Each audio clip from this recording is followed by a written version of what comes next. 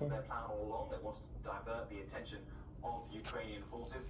Most of the rest of the world will see just the mess that Russian forces are in, the defensive positions they've been forced into by Ukrainian forces.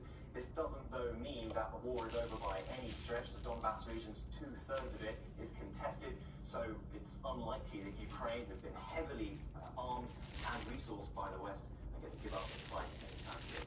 Judy? James, thank you. We turn now to the Americans voluntarily heading into the war zone. They've traveled to Ukraine to train civilians fighting for their freedom. Why they're willing to risk everything.